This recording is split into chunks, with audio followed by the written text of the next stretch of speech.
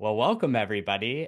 This is the first inaugural episode of Open Up, which I kudos to Karis and Yaron and Jeff for landing on that name. I feel like that really encapsulates what we're doing here. And Jeff and I are going to be hosting this show. And I'll let Jeff introduce himself in a little bit, but first, maybe I'll give a bit of a Okay. backstory as to I think so. why this exists or why we feel that this needs to exist. Our field, as we know it, and smashing, but also the rest of the industry, we tend to focus more on the tactile, right? What technologies should I learn? What should I be, you know, React versus Vue versus Svelte versus, whatever, or Tailwind or not, just all of that stuff. And I've been a consultant for the last 12 years, but I've been working on the web for close to 20, which is kind of bonkers. And I know that Jeff has a similar duration. So between us, our sort of experience on the web is older than the web, which is kind of wild. But through my consulting work, so many of the struggles, frustrations, things that are hard about existing in this field, doing this kind of work, very, very little to do with JavaScript, CSS, Figma plugins. Please do not ask me about Figma plugins. Like that is that like if we don't have a lot of rules here, but please don't say what's the Figma what Figma plugin should I like that's not what this thing is, right? And he's only So saying that because I asked him yesterday and he really flipped out on me. It was really, really awkward. yeah, there's you found my trigger. But it's hard, right? And I think that we all experience it, whether we are able to articulate it, we feel it. Like I think that there's this in this moment in time right now, it's very challenging and hard time. And I feel like there is a lack of willingness or opportunity to be able to talk about the deeper, harder, more human parts of working and living in this moment in time. So that's what really is driving this show. Because through my work, I see interpersonal conflict, I see fear, anxiety, I see frustration, I feel lack of motivation, I feel aimlessness, I feel all of these things from all of these people. And these things are worth discussing. And so, with that, we are not uh, licensed therapists. I was going to say We you're a are. really bad therapist. I kind of at this point, I actually feel like I have like kind of like a de facto professional. Yeah. I'm a de facto one. For what it's worth, my wife actually is almost through her master's program. She is going to be a licensed therapist and an arts therapist. But we've been sort of steeped in a lot of this realm for a long while. So it's a little bit of a kind of know the terrain a little bit. But yeah, we're not therapists. We're not legal professionals. We are not like do take our advice with a grain of salt, I think, so we're here and we're here to sort of like discuss this stuff, hopefully provide some framing, some advice, some things for you to reflect on and take forward, but like please don't, you know, say Brad told me to quit my job and so I did. You have agency here, and hopefully that will become clear as we discuss this stuff. So, all right. Anyways, so yeah, so I'm Brad. I'm based in Pittsburgh, Pennsylvania. Been working on the web for about 20 years, doing all sorts of stuff, front end developer, but like kind of straddling the line in between all of these things. Work with all sorts of different companies, duck my heads in, doing teaching workshops, new courses that we're working on and stuff as well, but doing a lot of work with over many years making stuff with our clients. So that's me. And then joining me is the fabulous Jeff Graham. Hey there, And nice to meet I'll you. take it, yeah, over to you, Jeff. Yeah, well, thanks, Brad. My name is Jeff. I've been like Brad on the web for a number of years, but I'm just not quite the popular guy that Brad is. I don't think he needs much of an introduction. You might know me from Smashing Magazine. I'm one of the editors there. Also, editor over at CSS Tricks. But more than that, I'm just a web designer. I'm independent. I've gone through the ringer what a lot of the things that we see coming in to the submissions process here. Like we've been trial and tested through that kind of stuff. We've been scared. We've been anxious. I like to think of Brad as a colleague of mine, even though I've known him for so many years, like through like indirectly. And I think back to a time it was about like 2013. I was deciding to go freelance for the first time, and I saw Brad around the same month or so post, "I'm going freelance," and I thought, hey, here's a kindred spirit right here. And so immediately identified with him and followed his journey. And I felt that like our journeys were in parallel the whole time. And we're still independent web designers doing our thing. And we've gone through a lot of career transitions, whether that's been working in-house or that's working as a contractor or being part of an agency where we're partners and collaborating with other people. It's a whole wide world that we've been through. And so we have seen a lot of the same things that other people are writing into us about. That's what I'm really excited to discuss. And that's just a little bit about me too. If you're wondering, I'm calling in from Fort Collins, Colorado. I've been out here for the last couple of years after moving from Long Beach, California, where I spent a long chunk of time. But yeah, I'm just excited to be here, to be rapping with Brad a bit, and then and just trying to figure out some of the things that we all share, that are struggles in this field that we work in. Yeah.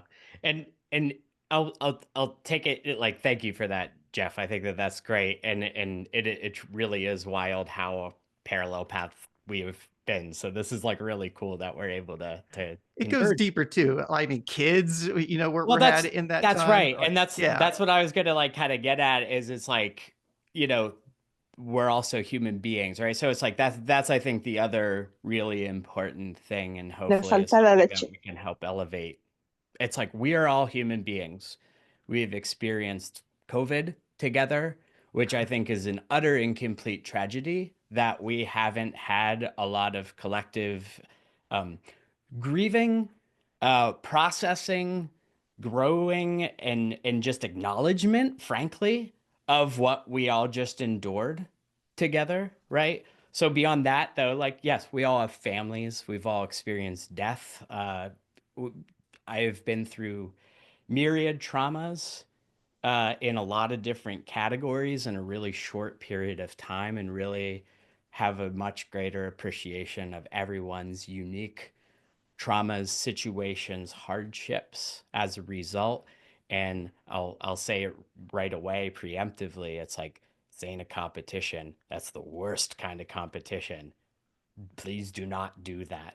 Oh, you had this medical issue? Well, let me one up you. Don't Please do not do that. That's like the first piece of advice. It's like one upper. it's terrible. It's terrible. But I think that this matters so much too, and this is reflected. Thank you so much for the people who did write in, whether you're with us right the second or not, and you were vulnerable enough to share your situation with us.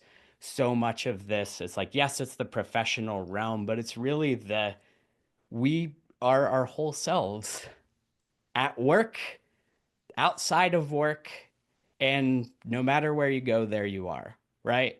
And so I do hope that this is an opportunity. for us to sort of explore what it is to be a human being, and one that just happens to work in this field. so so it's like this will be like the lens by which we look at a lot of this, but it's like so much of it is that kind of below the waterline part of the iceberg. So Well, with with that in Brad, mind, yeah, sorry, go for it. no, as part of that, one thing I think we can do to sort of kick this off in terms of opening up, some of the transitions you've been a part of lately. Like leading into some of the transitions that other people that we've seen submissions come in from. Mhm. I think it's good to open up with this whole, idea of like, change and Yeah, and basically, how that ultimately relates to skill sets, which I think we'll be talking about a lot. yeah, yeah. Maybe that's a good transition point where we could get into our first submission and kind of use this as an opportunity to unpack some of this stuff. Agreed. So we had like our very first submission was just like a bullseye as far as the kind of hard stuff that we want to be able to discuss. And it is coming in from Sarah, who says, I'm a UX designer who was laid off from IBM in mid-October. Since then, I've applied to over 90 jobs and haven't gotten a single interview. I put good bit of time into my resume, cover letters, and I think my portfolio is really good. I realize that I'm one of thousands of designers that was laid off in 2024, and that the job market for designers right now is a really tough space. That being said, I'm surprised by the lack of success I've had in addition to my former coworkers who were laid off at the same time as me. I know that this is a set of super common questions and not particularly interesting. And there's one red flag, but I hear one thing worth picking at. I'm wondering why you think this is happening. Is there a main issue for the number of reasons of unemployed designers? Doesn't seem to be a shortage of design roles open. Uh, any insights you might have about the situation would be greatly appreciated. I'd also love any recommendations on ways to stand out and get in an interview somewhere where you don't have a personal connection. Ouch. So, yeah, I mean, like, I can chime this in a is little here as you want as well, Brad. I've noticed because I'm going through the same thing now, right? I got laid off at the end of beautiful. the year. And I have a pretty strong resume, or I feel I do, I guess. I've been leading and starting product design teams for over 10 years at smaller organizations.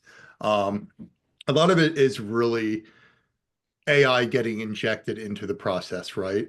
As opposed to, and on top of that, the fact that so many people can apply. So what you're having is 1,000 people applying for a single job. 650 of them have no right whatsoever applying for that job, right? They're just not qualified. And they flood the zone basically. Yeah. The only way to get through that is for them to use AI keywords. Very important, the keywords, the order in which you label your efficiencies, your best character traits and stuff like that really need to be front and center. Yep. I've been working with an organization to actually specifically look at my resume to make sure that my words are in the right order and at the right level as well. So it's a lot of tweaking. It's a lot of Yeah. tweaking because you're getting stuck in the AI in a sense, never getting in front of a human, even though you're extremely qualified, I'm sure, right? Yeah. So you Yeah. really need to short, concise, and make sure that your keywords are very, very, very organized in so many words, as well as Yeah. your portfolio. Yeah. No, thank you so much for sharing that. And like that it sound yeah, it's like SEO for your soul. And Yeah. that sounds shitty. That sounds really gross. Yes. Like that is it's like the word is dehumanizing, right? And I think that that's, there's other questions that we've received about AI, but I do think that this moment in time, it's like this is on full display. We have these new technologies being injected into the bloodstream of society. Um, without a whole lot of thoughtful design, which, hello, we're all designers. Like, and whenever people are like, "Uh, what does it mean to be a designer in this day and age? This, this, exactly what you just described, Michael, right? So yeah, we have this reality where it's my AI will talk to your AI. No wonder. No wonder we're feeling disconnected. No wonder we are feeling like we can't break through and that there just doesn't seem to be a pulse anywhere along the lines, right? So there's some things, there's a lot here. And I'm not an expert on sort of like the macro level forces. I did share an article from my friend Jared Spool, who is very much an expert in this terrain. He helps run the Center, which is a school dedicated to training and creating UX designers. And he has been working as a UX designer for nearly 50 years. He once told me, he's like, you know those six keys to the right of the delete key or the backspace key on the keyboard? I'm like, yeah, like page up, page down. He's like, yeah, that was me. Like, what? What? So, he's been around the block, you know? And so he recently shared a video on kind of why, kind of his take on the UX job market and stuff. So definitely encourage you to look at that. And I think what I don't want to do here is necessarily say, hey, Michael. Oh, nice. Hey, hey, Michael, have you tried these keywords or have you done this? Like, I think that like you're doing the work, and Sarah, who submitted the question, is like doing the work. And there's like a lot of like real and practical things you can do to, better position yourself. What I'd like to do is maybe help offer some other sort of perspectives, perhaps, as well as kind of digging a little bit into the sensation of this and the feeling of this, right? It's like this is a really hard time for a lot of people, and it's just like every day it seems like it is front page news, right? A bunch of people are losing their jobs by the sometimes tens of thousands. It's like going into a directory on your computer, command A, drag it to the trash can. It's like it is bonkers, right? And that's like really scary. Really, really scary. And I think that it's important to acknowledge that fear, like that is like a real thing. That's nothing to be ashamed of or whatever. It's like this is a weird moment in time, and I've done a lot of this, like kind of thinking myself of like I don't know if we are creatures that like to achieve an equilibrium or a resolution. We like to sort of have an end to our story or come to a logical conclusion to something in order for us to feel a sense of stasis, I guess. And this moment in time, man, I I don't know if it like there isn't that. And that's I think what's contributing to our feeling of kind of just feeling vibrating and we don't feel good. And it's because we're in this like really disoriented state. All of these people are being laid off. The atmosphere is very unhealthy, right? So I think that that's like I want to put that on the table because that's the backdrop behind everyone's individual situations, right? This is a particularly hard moment in time for all of us, for the world, right? And every generation has this, right? Like we were able to look through history and you can see, there's all sorts of these things, right? So everyone, we're not necessarily unique in this, but this is our hard moment, right? This is our hard reality that we're surviving through. Um, So yeah, so that's one thing is to just I think acknowledge the hard reality that is here for all of us and you know my hearts really go out to all the people who are job hunting and are trying to grind away and optimize your stuff in order to land that job. You will land that job. That's the other thing. You will get a job, and one day you will be looking back at this moment, going, "That was a really hard time." This too shall pass. It's true. I mean, everything is temporary. Every moment of calm and contentness is temporary. Every moment of happiness is but also every hard moment, right? My childhood was punctuated with layoffs. Like I watched my dad get laid off, get a new job, get laid off, get a new. So it's like that is hard, but at the same time, you know, life goes on, right? And we're still here, right? You figure it out.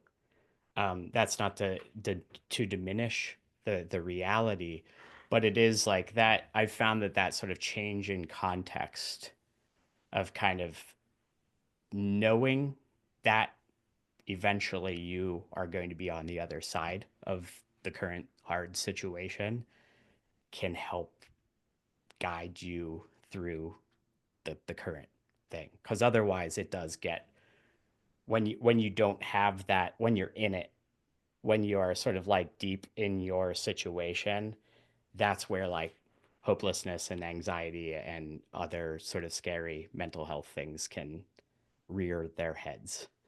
So it really is important to sort of have that perspective, the sort of temporary nature of everything, the acknowledgement of the hard stuff, and to keep doing the work.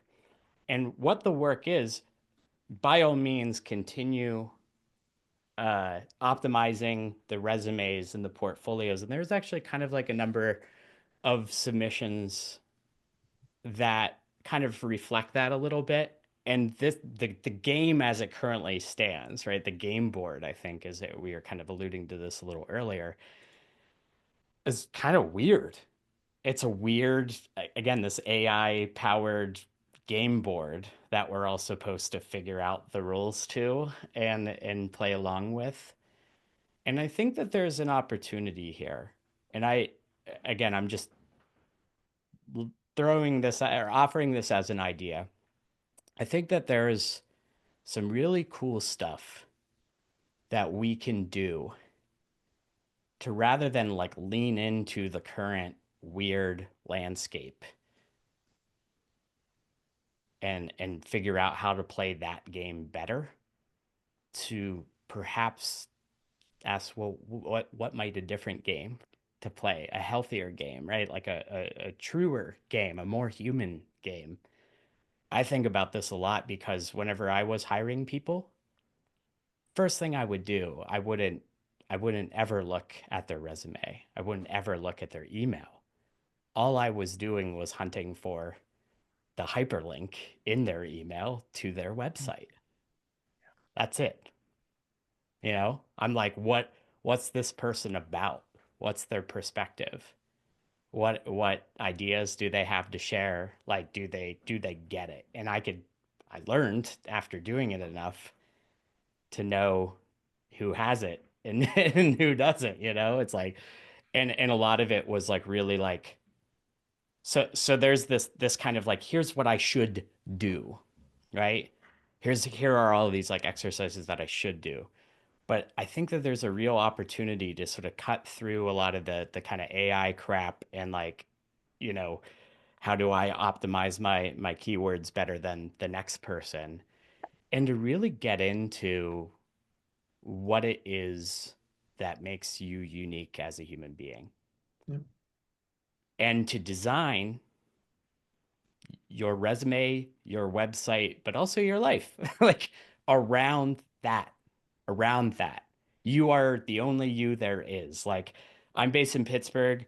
that's the land of Mr. Rogers. If you don't know Mr. Rogers, you should, but it's like he like that was his gift to the world is like you are special. I like you just the way you are. And it's like I grew up with that shit and I believe it with every inch of me. As like this is we all have these unique qualities and there's an opportunity here for you, your individual self, the only you there is, to find a place that is compatible with you and that values you and you specifically, right? Rather than we need a UX designer, right? We need a whatever.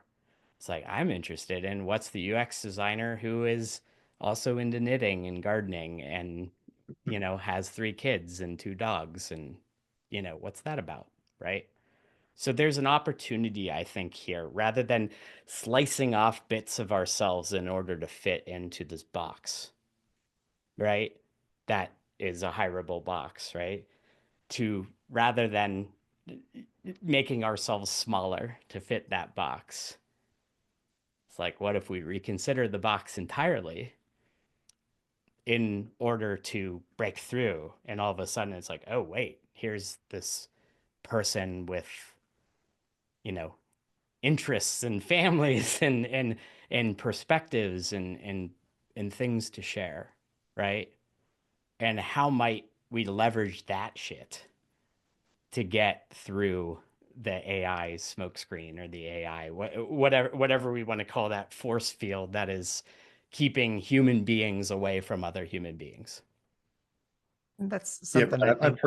I've heard the Oh, same thing about your personality mattering so much, right? With the I didn't have an about me page originally, and I've been working with like Jeremy Miller, right? He's one of the guys I've been working with, and the actual personality of you is really really important, supposedly, with what they're looking for, right? So when they're clicking, Supposedly, yeah, I know, it yeah, does ironically, whether they acknowledge it or not. Your personality does absolutely matter, and right? a picture, right? Your clear picture, make Yes. sure it's, like lit up from behind. Like there's psychology tricks that we all use every single day to do our job that are actually in play.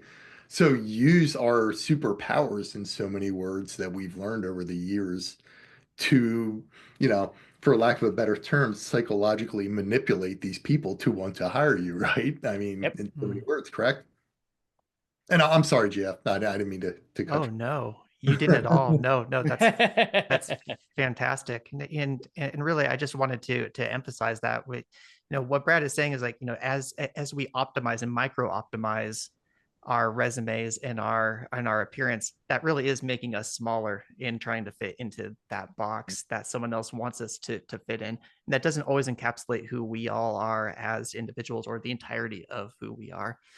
And more than that, just recognizing that not only is this a bad personal situation, for us as the people who are applying for these jobs, but it's also crappy for the recruiters too.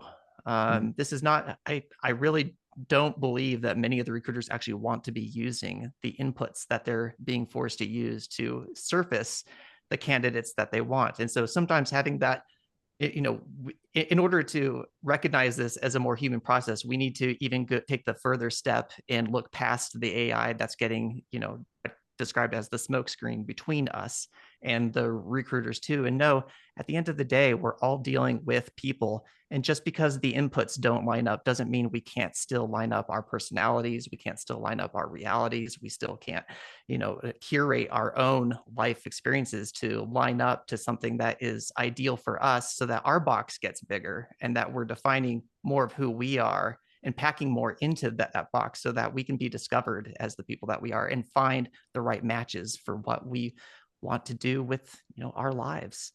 Yeah. um yeah. Can I add on to that a little bit, Jeff? Yes, And please Brad as do. well. And you guys should both appreciate this. That another thing I've learned a lot is tell the story, right? Make it a story. A lot of Yeah. us get so caught up in the visual display of everything that we've created, and we're like, "Oh, look at this! It was that. Now it's this, right?" But a lot of what the feedback that I'm getting out there as I've gone through a lot of these processes, which once again, Brad and Jeff will probably completely appreciate, is telling the story.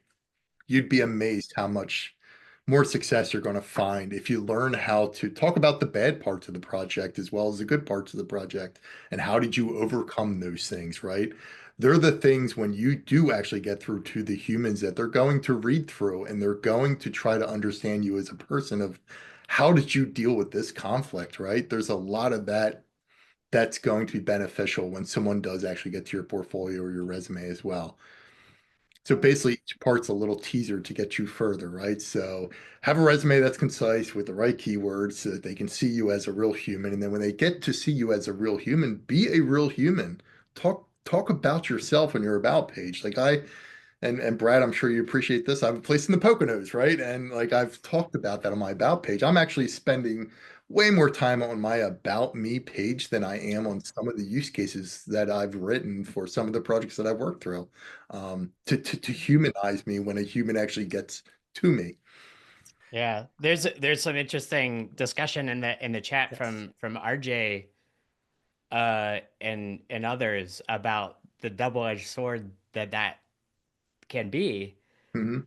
which is to say, if you are not squarely in, what is considered the majority, right? If you are a minority or are outside of societal norms in any way, shape, or form, however you want to describe that, right? Whether that's age, sex, gender, sexual preference, race, et cetera, et cetera, et cetera, right? Then you're like, oh, to go out there authentically, to go out there in that capacity could actually work against you. Mhm. And that's like a real wicked problem right there because it's like, well, that shouldn't be. That shouldn't be, right? It shouldn't But be. it You should is. be able to go out there and be your full self and for people to see you for, the gift that you are and to consider you for a role. And it's a tragedy that that isn't the reality. And so obviously we're not going to solve that wicked problem.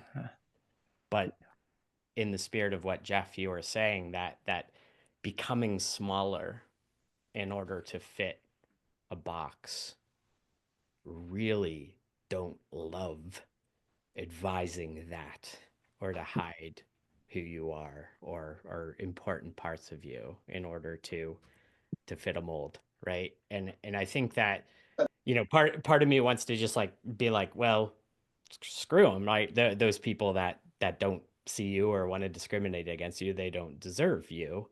But at the same time, that of course runs counter to you need to feed your family, right? You need to put food on the table. So it's a wicked problem.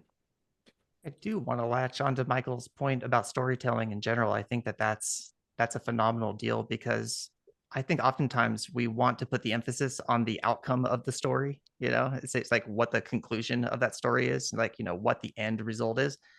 But I think you're right, Michael. That struggle, the part of the story that the people really latch onto is the inciting incident, right? What resolution comes out, as far as whatever conflict is coming out in the story, and that's really what adds that human level to it. So I just really wanted to acknowledge that and saying that sometimes if we do call out those hard parts, that's what people will latch onto more than they latch onto, oh, well, I increased conversions 20% when I, optimized, LCP to do this. No, what we want to do is make sure that we talk about what that struggle was. And These parts yeah, do need to be there though, too. That's the other tricky, right? Like yeah, you do they need to show do. that too, but Well, not and just that.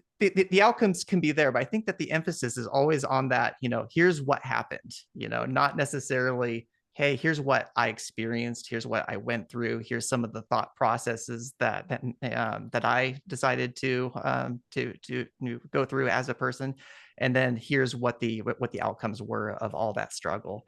That inciting incident, that comes up in the process of the story arc is really what the hook is. So I was really just nodding furiously when you were saying Mhm. that. Just love that. Thank you. There's an interesting thing here too, where it's like here's where things are zigging, right? Here's the affordances of these platforms that we use, LinkedIn and stuff, in Instagram, right? Is like, oh well, we put on our best selves. Here's our Instagram self, or the LinkedIn version of it is especially grating and obnoxious, where it's just like this breathless, hyperbolic, you know, here's all like I did this, and it's just you're full of shit. Like I could smell it a mile away, right? So But it's if you like, upgrade to premium, you're yeah. much better. But so like I think that there's a real opportunity. Again, kind of it's like because it's one of those things where it's like, oh well, maybe I'm just not sharing my successes as succinctly or with the right, kind of keywords to get through.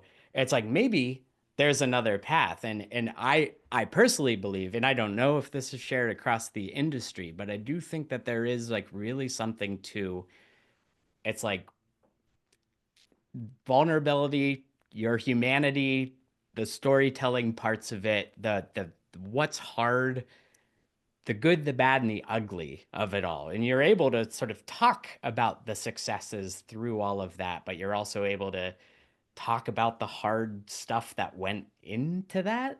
And I think that that paints a richer and fuller picture that connects with people at a more human level. And again, I have no idea if that's going to help get you through an AI screening, but it's like figure what are the ways to like leapfrog over that to like maybe, sure keep hitting away at that AI force field, but are there other opportunities to leapfrog that or bypass that altogether in order to connect with a real human being? Because that's I think where people's chances are, and it just feels like a healthier way of connecting. Hey, And can I that's bring what up that's why things like meetups and conferences and getting together with stuff like this matters. Like networking, boy oh boy, networking like has such ugh, a bad, sort of connotation to it where it's here's my business card, here's my QR code. Ugh. But it's like what you're really talking about when you strip it down to its studs. It's people getting together and connecting, right? That's why that stuff matters so much. And there's so many opportunities that have been lost because of COVID. We haven't recovered from that, and AI has kind of come on to the scene to try to sort of fill that void. And I Mhm. think that we're feeling this disconnectedness as a result. Hey, there's a question on here that I think is really relevant to you personally, Brad, about someone was saying they updated their avatar to be more professional, right? I think it was Dimitri. Mhm. I can't say your last name, I'm sorry.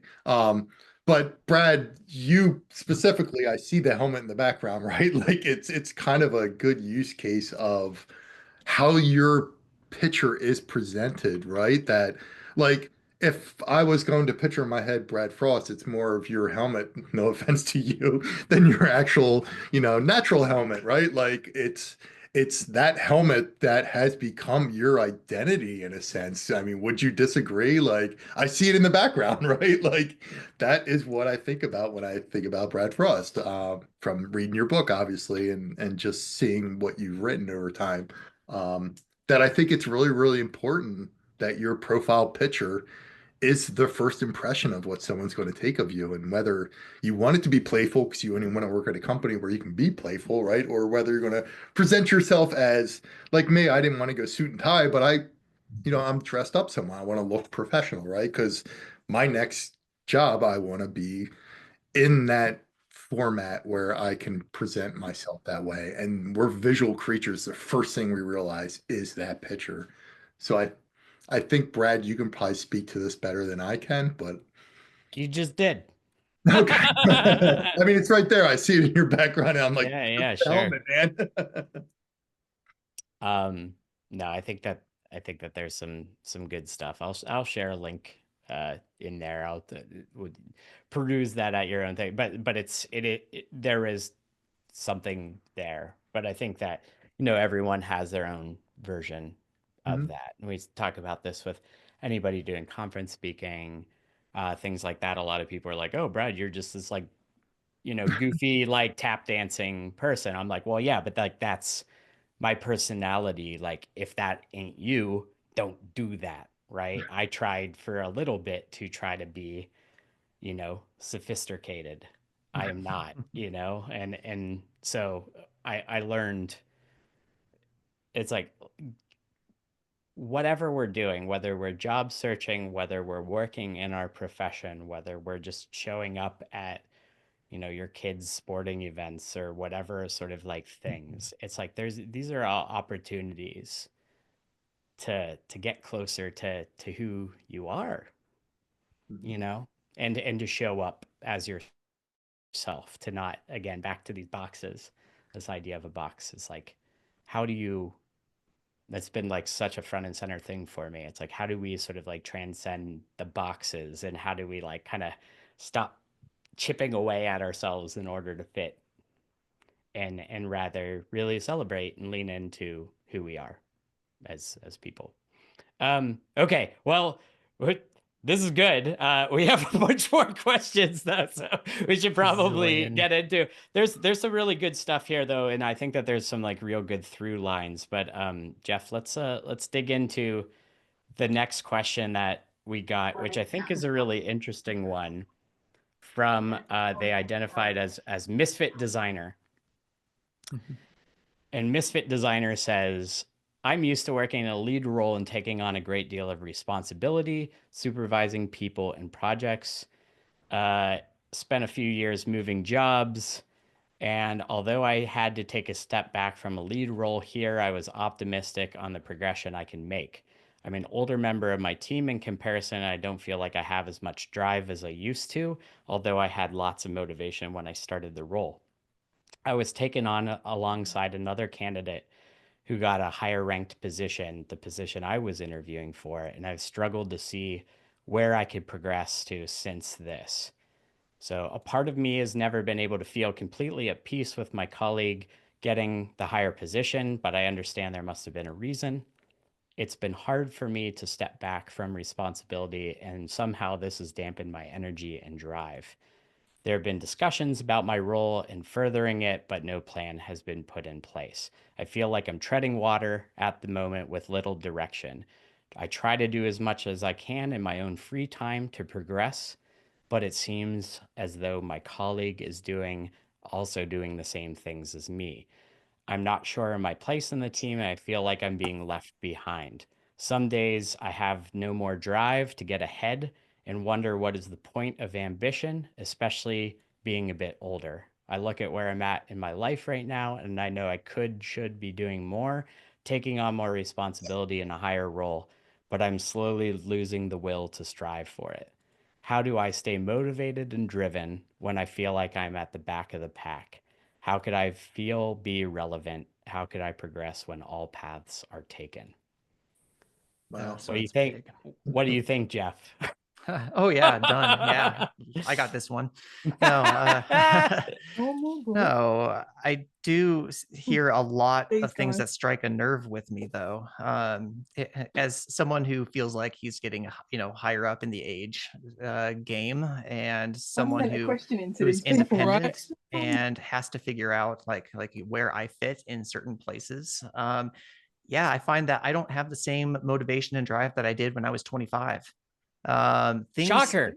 Oh, exactly. Well, life changes, and I think that it's worthwhile acknowledging some of those changes in perspective as our context in life changes as well.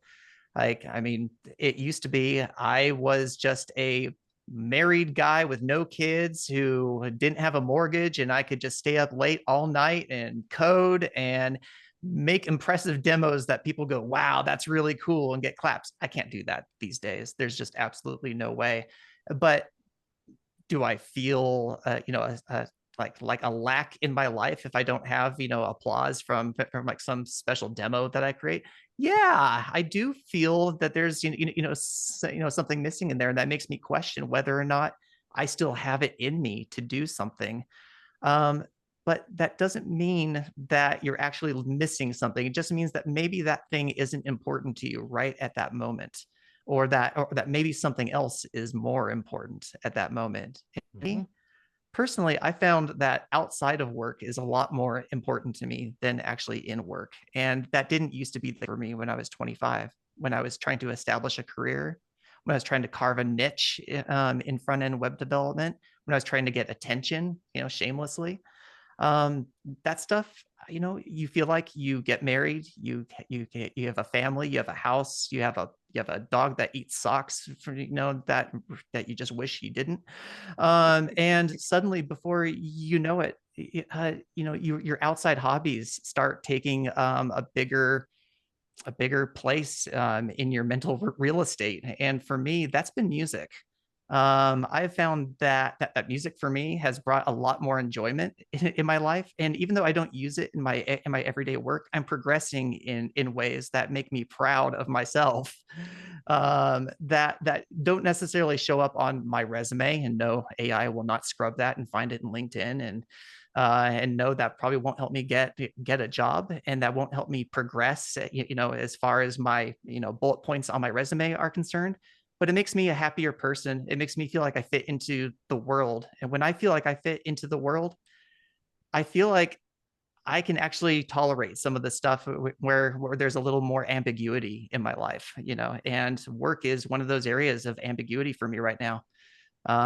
So I totally feel that. I don't know, Brad, like is that something you struggle with as well? The staying motivated in a sense where it's like you used to have all this drive. As I mean, I ask you specifically because you seem like someone that has drive all the stinking time, and almost inexhaustible in some ways. So where do you get that? Ooh, uh, I usually my answer is, have you met my mom? If you were to meet my mom has the burns with the energy of 1,000 suns, we'll say. And she is very kinetic, and I am my mother's son.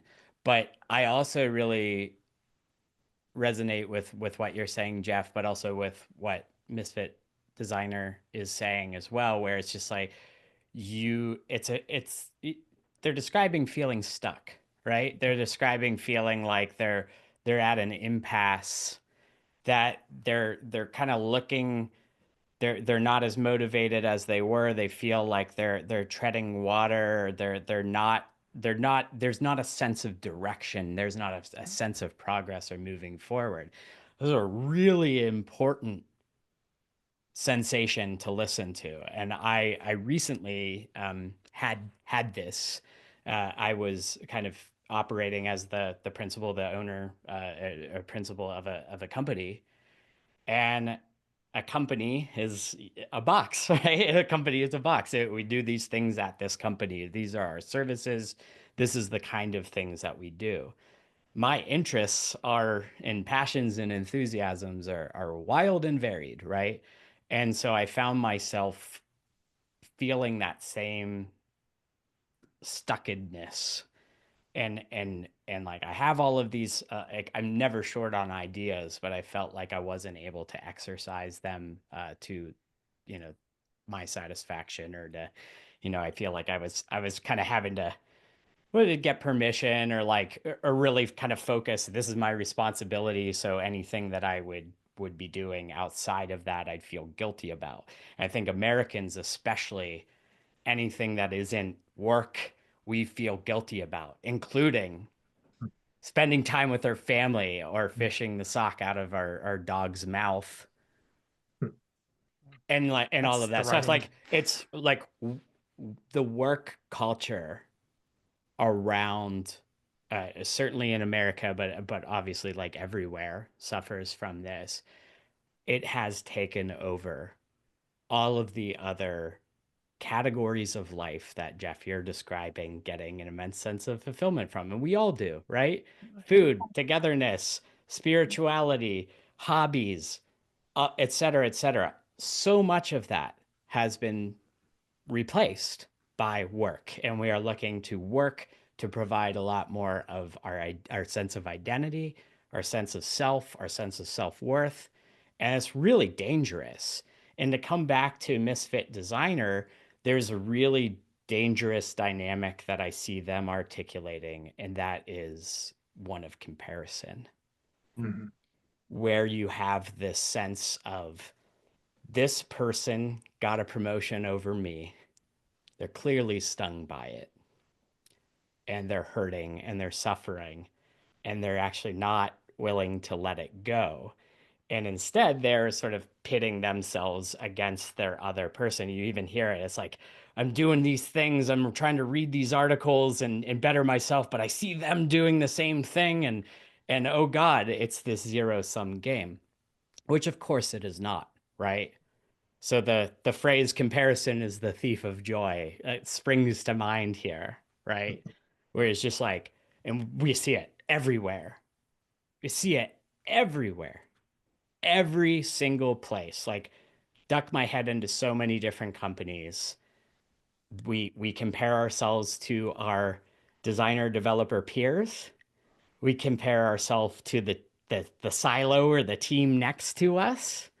We compare ourselves to, the rest of the community, to to your design heroes and stuff like that. We compare ourselves to the other parents, at the function, or the other siblings, or the whatever. It is so incredibly dangerous and so incredibly unhealthy to spend energy comparing yourself to other people. You do yourself such a tremendous disservice with that.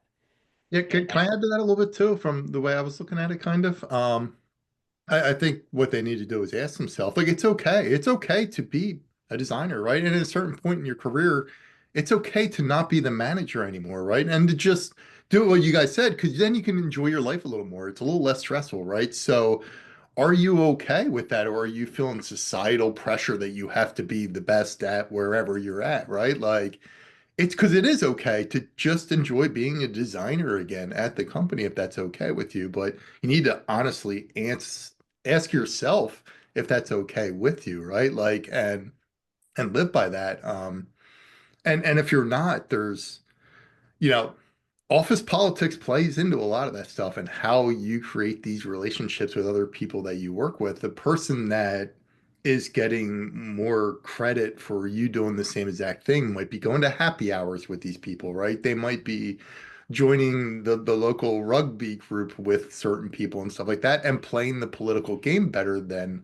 you are, in so many words, correct? Like, where if it does matter to you and you do want to remain at this company, you might have to play the office politics a little bit better, which a lot of us struggle with because we're such visual people, correct? I mean, so I would ask yourself, is that okay? Like, I've worked with developers for so many years, right? And I've worked with some older guy developers that were more than happy after they'd done so many years doing some hardcore management development roles to just going back and coding. And they were like, I've never been happier.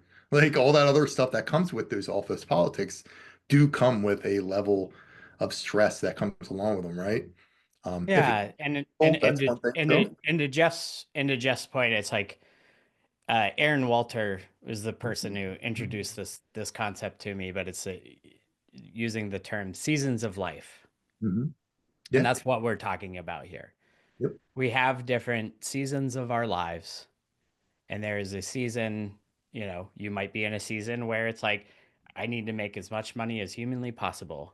Yeah. There might be another season where you are in the sandwich generation, where you are raising your kid while taking care of your ailing parents. You might be in a season of life where you are like, I need to chill out and I need a hobby. You might be in a season of life where you're like, I need to stay up until midnight doing that side project like Jeff was describing, right? Mhm. It's all valid, right? But it's coming back to the plight of the misfit designer. It's, yeah, what are you doing? And Michael, I think you said it really well. It's like, how are you intentionally, right, connecting with yourself? What do you want to be doing? What Mhm. do you want to be doing more of? What do you want to be doing less of? And it seems like they're really distracted by and blinded by what the other person is doing or doing better than them, and kind of letting that steal their attention and focus and energy.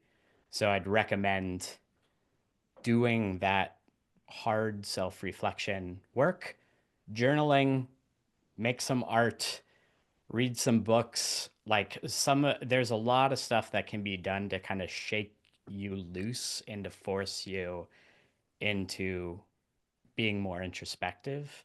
And I'd recommend that for the misfit designer to kind of take a very, very, just pretend that situation with you getting passed over for a promotion and this other colleague, like, do not think about that at all, and instead kind of go inward and figure out what it is you want to be Yeah, accomplishing in your life in this season of life. I agree. I'll also say that maybe what Misfit Designer is doing is not necessarily comparing, but coveting. Yeah, it's super unhealthy. Yeah, Yeah. and what I mean by that too is like there's actually harder work that goes into comparing that requires you to step back a bit and see yourself as well and how you fit into that picture, Sure. and then to properly evaluate what's the difference between me and this person. Why are they getting the promotion and I'm not? Because there's always a story behind something, Yeah. right? Yeah. And it could be what Michael is saying. This person is on the same rugby team. This person is playing the political game. This person is in a season in life where they are burning the midnight oil and just need to climb a career ladder. I'm not there. I'm somewhere else. Yeah. And maybe that's okay. But when we start coveting, you're not really comparing. You're just starting to want something that someone else has. And then that resentment is a trigger that you have to pay attention for. That's a red flag that maybe something else louder is speaking to you that you need to unpack. Yeah. 100%. Well, that's good. I hope that helps the misfit designer. And Jeff, I really like your distinction between comparing and coveting. It's like comparison can be a tool, or a Can be. mirror or a whatever, but coveting is, yeah, it is a more toxic version of Leads that. So to definitely, resentment, and yeah, who wants to totally, live that way? Yeah, exactly. totally. So, we have Moy, and I'm gonna try to summarize their thing. 43 years old. They are committed to finding a new job, and they're struggling with finding purpose. They said, my main trouble is not so much about finding a job as it is about finding purpose. I love design in all of its forms, especially before this trend to measure everything. And I really like to work in the digital space, creating websites, solving UX challenges, and making things easy for people. But I can't seem to find true purpose. And I'm going to tack on an additional question here because it's very related from Goldner, who said, I'm a UX designer having a hard time choosing a niche to dive deeper. I like many parts of UX, but want to choose an area that is future proof and keeps me entertained, but I can't choose. How did you find your niche? I could see you have many different skill sets combined with hobbies. And how did you decide which one to give most of your attention to? And how do you divide your time between all these tasks? For me, it's like Sophie's Choice, and I feel kind of lost. So there's an interesting dynamic at play in both Moy and Gallner's situations, in that they're talking about, I think, a real passion and enthusiasm for this field, right?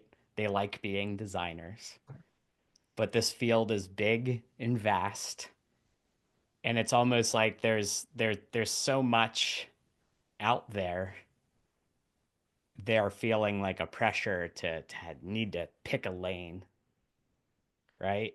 And commit to it. And by committing to the right thing, they're able to unlock their purpose. Jeff, what do you make of this? Well, yeah, it's and I mean, again, I think a lot of this comes down to your priority as well and what season you happen to be in. I mean, I think that this theme of seasons really lends to here too. Um, because yeah, at different points in time, you're going to find yourself giving higher attention to to certain niches. Um, I, what would you say a few of your niches are, Brad? Oh God.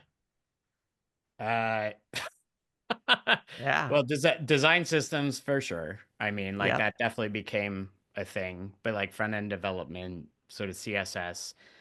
And I'd say like we'll say more recently, really kind of like leaning into some of these qualities that aren't necessarily like uh job related, but I think are core parts of my identity, right? So it's like I think Mhm. that a lot of what I've been excited about and interested in Turn the is TV is on and is excitement. just listen to some webinar where a bunch of people ask.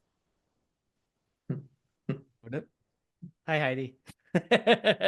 uh, but yeah, I'm interested in excitement. I'm interested in creativity. I'm interested in music. I'm interested in authenticity and family and kind of promoting healthy ways of being. Um, and trying to articulate and confront hard things in a kind way. Um, and and that all adds up, right? That all yeah, adds up to something that allows you to focus your energy so that even though you're in web design, you have certain areas in which you're really specialized and really interested in. yeah, Just like we have here with Moy. You're 43 years old. You have these really hard one skills in UX, but where is the purpose still? You found yeah, your niche in UX, but at what point does that become something that feeds your purpose and your meaning? I yeah, think that there's a real disconnect there. yeah. I think that there's several books that come to mind with this. The first is well, my Hmm. favorite book of all time, one that's like really changed my life is a book called The Element. And then there's a follow-up one that's more that's the first link I shared. But The Element is the first book, and Finding Your Element is kind of the second. And the Finding Your Element one is a little bit more like we'll say actionable for those people that are kind of seeking for purpose. There's like a really great sort of framing through both of these books around Nice. Ken Robinson describes the element is where your passion meets your aptitude. And it's the Venn diagram of where your passions meet your aptitude is where you're in your element, right? A lot of people are really good at things. We see this a lot with our work and just in life. People are they're very skilled at what they do, and you could tell they Yes. do not like it. They're not turned on by it. They're not excited about it for whatever reason, but it's that sort of sunk cost fallacy, right? A lot of times that happens, especially as you sort of get older, right? This person's describing being 43, have a lot of, notches under the belt or whatever you want to call it, wins and a lot of experience. And so it can feel you're like, well, this is the trajectory I'm on.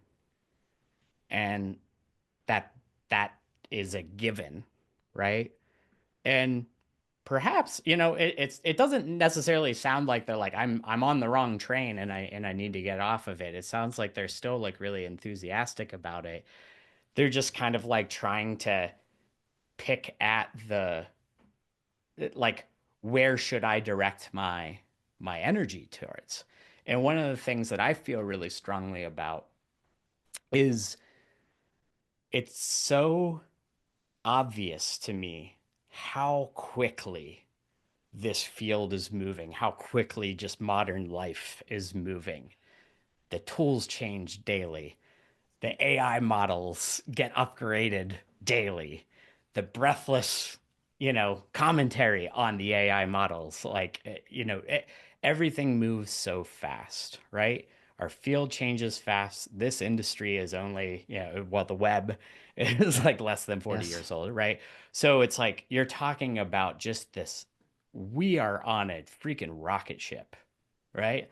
So what we do is going to change inevitably, right? And there's real data around this. It's something like kids who are graduating high school today. There's like a Department of Labor statistic that it's like 60% of kids graduating school today, high school today, will be working in fields that don't yet exist, Mhm. right? And of course, just again, the data of we will go through this many career changes and this many job changes over the course of this, right? The era of working at a place for 40 years, getting the gold watch upon retirement, Oh those yeah. days are done, right? And so your ability to navigate that and to understand yourself and to know yourself and to get into, I like all these parts about UX. Why? Why? Why? Why do you like doing jigsaw puzzles? Why do you like playing pickup basketball? Why do you like snuggling with your kid in the morning? Right? It's the deeper layers beneath all of it, right? And too often we're fixated on the what we're doing. What's the Yes. specific job? What's the specific bullet points that I need to hit on my resume and so on and so forth. Why? Why are you doing this? Why are you enthusiastic about this? Why don't you like this other thing? And it's through that self-exploration that we're able to better navigate this really just as we've been discussing this entire time, this turbulent moment, right?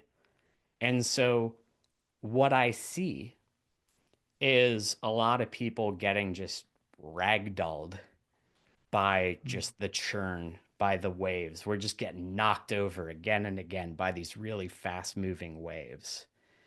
And the word is stability. What I've been like searching for myself and what I want other people to consider is like what is that like stable foundation that you could stand on that can help you weather those waves without getting just like yanked around. That's what I witness, right? So like what are those deeper things? And I think that that's where the self-exploration, knowing yourself, knowing why you like doing the things you do helps provide a really important and helpful perspective as you're job searching or trying to figure out what UX niche to latch onto or what technology to learn next.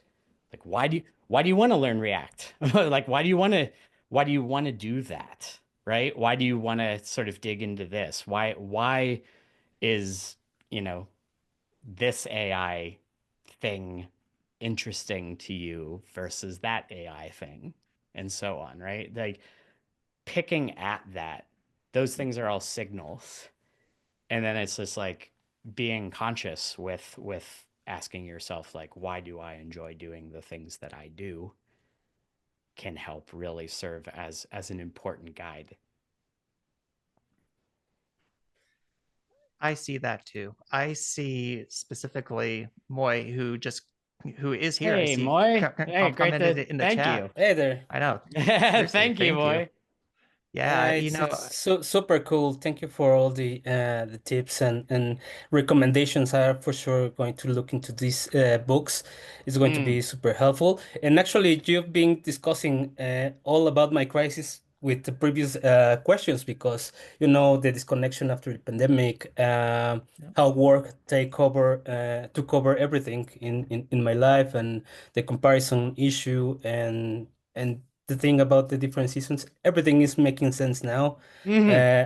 I left the corporate job a couple months ago, so I was I don't know, I was like feeling drained because of the lack of creativity, a lot of set rules in place. So now that I'm connecting with communities here in Mexico, different designers, I'm actually co-hosting a few meetups. nice. That's awesome. It's Beautiful. Hmm. it's crazy. It's crazy. the connection and all the opportunities that it's opening that are opening right now, it's amazing. But in the end, everything lies into connecting with people and sharing Beautiful. thoughts. And I think you're doing just a great job. Yeah. That I love to hear that, boy. Yeah. Like that's so cool. It's like I just experienced that. I think that that same phenomenon. So you describing, it's like you're just kind of in this place, and just that feeling of like I know I could or should be doing this stuff, and once you actually Yeah. Yeah. Yeah. committed to going out on your own, all of a sudden you're like, ah, there it is, and that's it's a really cool feeling.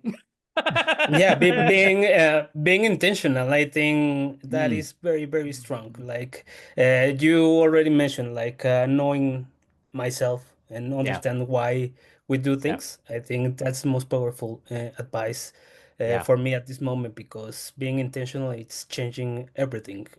So yeah. thank you That's for beautiful. That's beautiful. The connection to people, I think, is so incredibly yeah, like that is such like a triple underscore thing. If we want to like look out at the state of the world, the state of the industry, the state of all of the things, I think if you needed to ultimately draw a reason why things are so lousy right now, it has everything to do with a lack of connection. Mhm. yeah, We are social creatures. We find meaning in ourselves through conversations like this, through conversations with just friends over a meal, through conversations with our family, through just spending time and being present with other people. And we were robbed of that. Back to that, like COVID, like we were robbed of that. Mhm.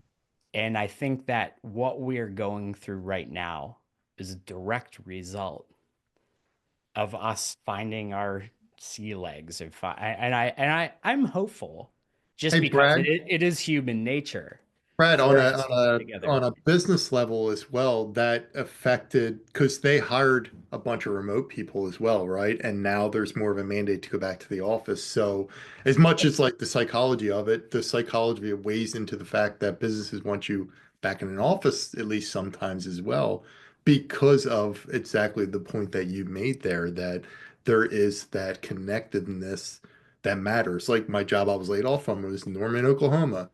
I'm in the suburbs of Philadelphia. I'm not going to Norman, Oklahoma every day. Yeah, So yeah, sure. I lost Yeah, that connectedness and I lost that ability to create influences that were powerful in those moments. yeah, And COVID directly affected the fact that I was hired at a place in Norman to begin with yeah, when I was looking yeah, back then, right? And then now this is the other side of the seesaw, right? Where they're sure. like, we want people back in the office. So yeah, directly affected.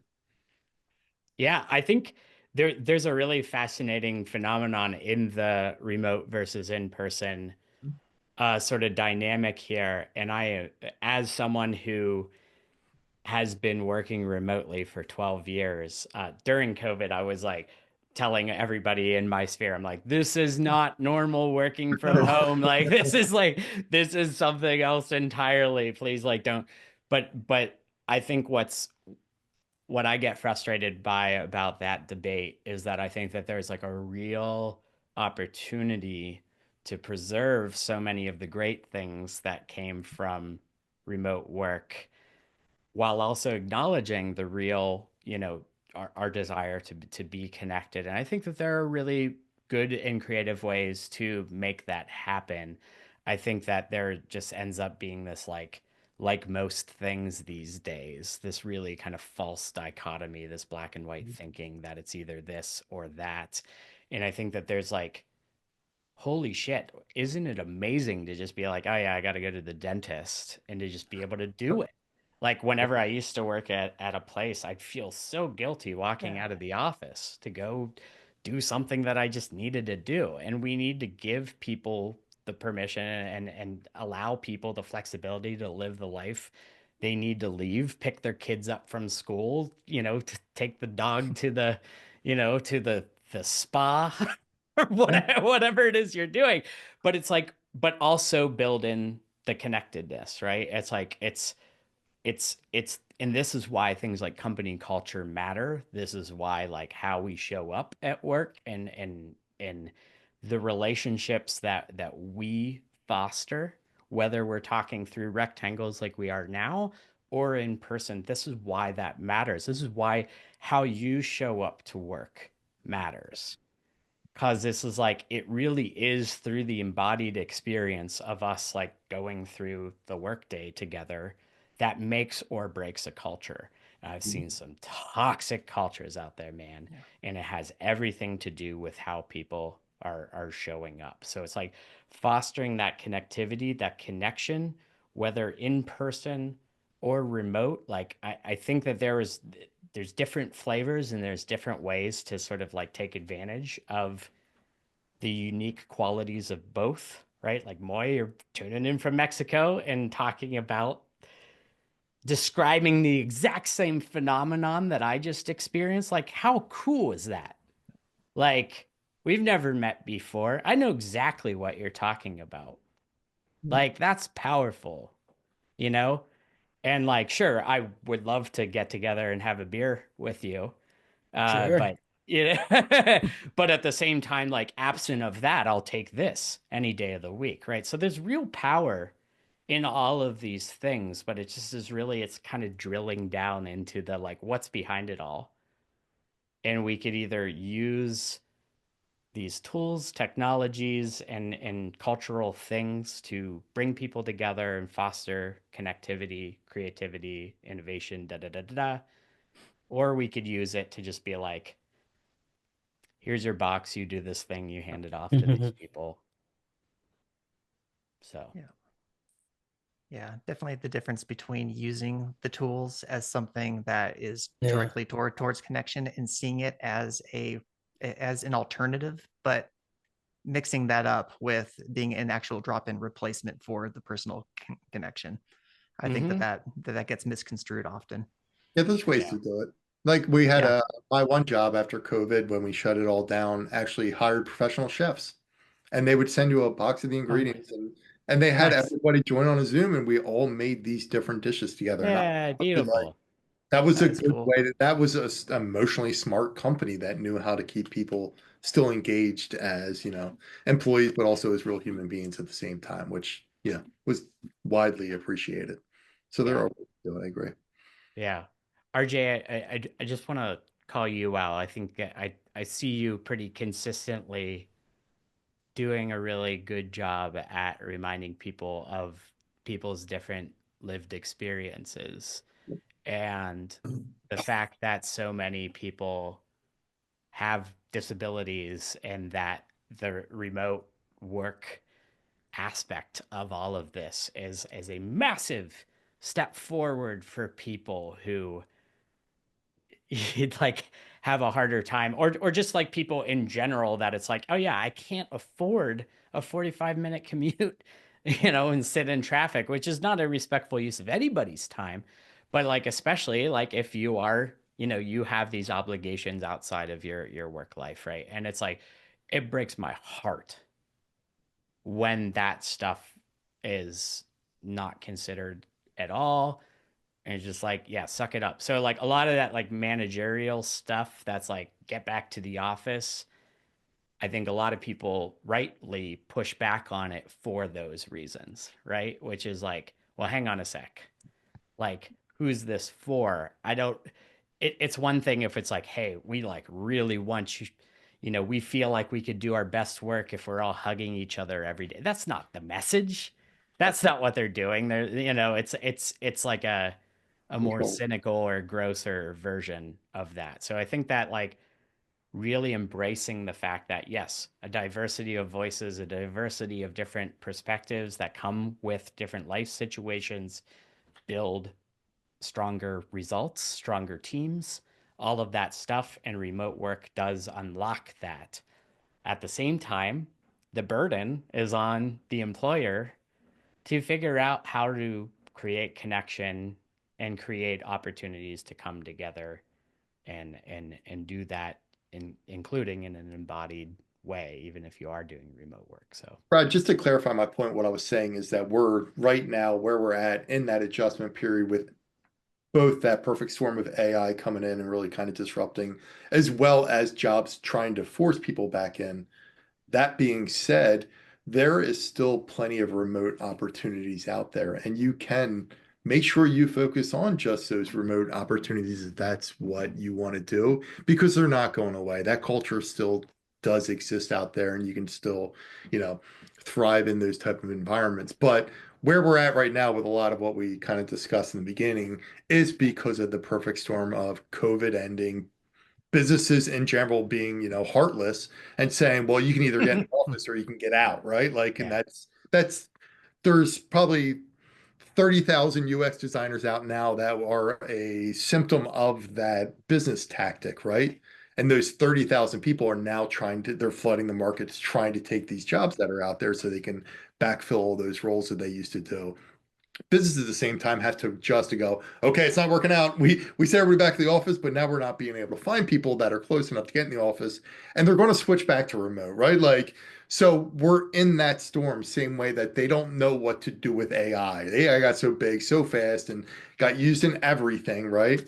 AI in the end, I think is really going to be a really awesome assistant for a lot of what we do, right? I don't feel like writing this all out in pretty words. I'm going to put my basic thoughts out there and have it write out. And it knows, like ChatGPT knows me very well at this point, right? I've talked to it so much that it understands how I talk. It can write a paragraph similar to how I write a paragraph. That's what AI is going to become. I don't really think it's going to fully steal our jobs. It's going to take those redundant tasks and let us do human things a lot better as opposed to doing the menial work of kind of spitting through things. That being said, like I'm open to hybrid personally where I'm at, but I'm also open to just fully remote because I've learned how to be fully remote like you for the past like 12 years. Right? I've been doing this a long time, remote, and I'm fine with it either way. So if you are a person, once again, ask that question of yourself. This is mandatory for me. I need to be remote. Then, you know, take anything that's hybrid or full-time in office out of the equation and just focus on that remote because those opportunities are out there and they will continue to be out there. So don't lose faith. That's what I'm saying. Don't lose the, not how well many said. times you get hit, it's how many times you get back up, right? Isn't that what Rocky said? That's right. Good reference. Well, I realize that we're coming up on time here, right? Aaron, yeah. All right, cool. All right. I'm trying to be a good steward. Usually I'm like the person that's like, we're gonna just because we could talk about this for the rest of the Hours. day and yeah, all of that. But I think that thank you for all of this. Thank you for everyone who wrote in. There's a bunch of questions that we didn't get a chance to cover, but I also hope that kind of indirectly, even though we didn't necessarily sort of dig into things, I hope that we put some things on the table that are relevant to what you wrote in. But I think that one of the things, because this is the first inaugural episode and you're all a bunch of smart designers and stuff like that, I think that we really want to hear from you. Like, did things resonate with you? Do you have ideas or want to write in, share your situation now that you kind of get the gist of this stuff, I think, a little bit? But also, it's like, are there sort of cool things that we could be doing as we sort of put this together? So this is our MVP, right? This is our MVP launch, and we are going to be iterating over this over future sessions. So we definitely want to hear from you, definitely want more people writing in. And I think that this is a really awesome opportunity to address a lot of stuff that we're all feeling day in and day out, but we don't get the opportunity to tackle it head on. So I really appreciate Karis and Yaren and Jeff and the whole Smashing crew for providing this opportunity to be able to talk about this. I think is really important. So thank you. And thank you all for joining from all over. Like, this is really is magic. Yeah, I just want to quickly thank you, of course, Brad and Jeff for hosting, and all of you for submitting questions, etc. We have a follow-up session planned April 23, and the idea is we keep on doing this, every 4 to 6 weeks. And I'll keep on posting the kind of submission stuff. Now Brad and Jeff have kind of organically picked a couple first, picked some themes. We'll keep on doing that, and hopefully at some point, we'll get some bigger themes and maybe get some extra specialists in. We don't really know yet. The MVP to me sounds amazing. I was very happy with kind of how this is going. So I love this kind of stuff. And thanks again. And obviously send out a video once it's edited. And keep on rocking. Thank Keep you, on everybody. rocking. Thank you That's so a good much, one. everybody. Seriously. Thank you. All right. Take Thanks. care, Thank all. you. Thank you. Thank Bye, you. y'all. Have a Bye-bye. great rest of your day, night, wherever you are.